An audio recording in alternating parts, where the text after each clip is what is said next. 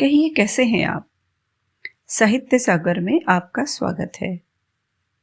आज की कहानी पिता समान ससुर। रूपा की अभी नई नई शादी हुई है। उसका पति सुकेश एक सरकारी कर्मचारी है। ससुर मदन जी एक रिटायर्ड सरकारी कर्मचारी हैं। सास निर्मला जी एक हाउसवाइफ और रूपा की एक नंद है जिसका नाम सलोनी। वो छोटे से प्राइवेट स्कूल में टीचर है।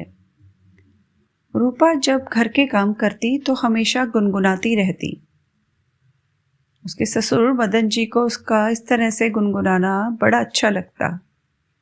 एक दिन जब रूपा आंगन में सफाई कर रही थी तो मदन जी वहां आए और उसको गाते हुए सुनने लगे। रूपा ने देखा तो सकपका गई और बोली, बाबूजी मैं बस वैसे ही। तो मदन जी बोले, रूपा बेटी तुम तो बहुत अच्छा गाती हो, क्या तुमने संगीत की शिक्षा ली है? रूपा ने कहा, बाबूजी शादी से पहले मैं संगीत सीखती थी, लेकिन सुकेश का रिश्ता आया तो पापा ने मेरी शादी करा दी और संगीत शिक्षा बीच में अधूरी रह गई। बेटी तुम्हें शौक है संगीत का? तो रूपा बोली, बाबूजी घर गृहस्थी के आगे कौन से शौक मायने रखते हैं?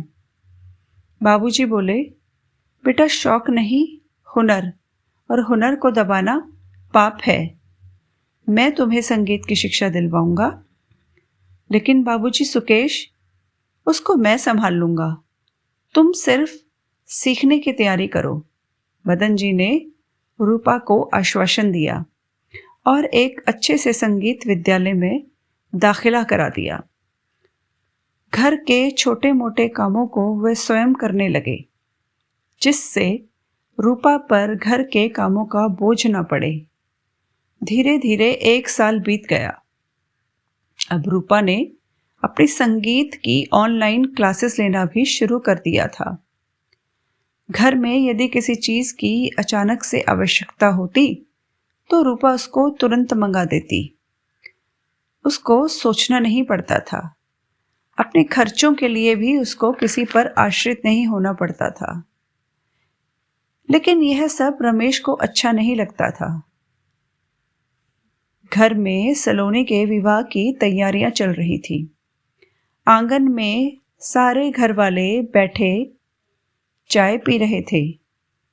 रूपा आई और कंगन के एक सेट को निर्मला जी को दिखाते हुए बोली, देखिए माँ जी, कैसे लगे आपको ये कंगन? निर्मला जी बोली, बहुत सुंदर है बेटी। तो रूपा ने कहा, माँ जी मैंने सलोनी के लिए बनवाए हैं, अपने संगीत की क्लासेस की फीस से।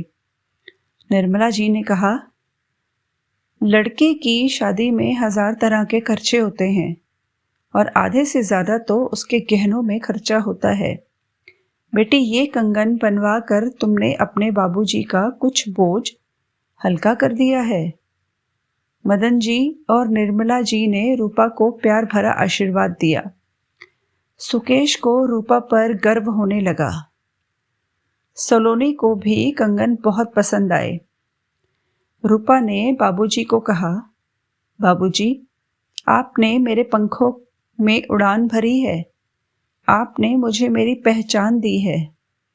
बाबूजी की आंखें डबडबाई और वे बोले, बेटी जब घर की बेटी और बहू उड़ान भरती हैं तो घर का कद स्वयं ऊंचा हो जाता है।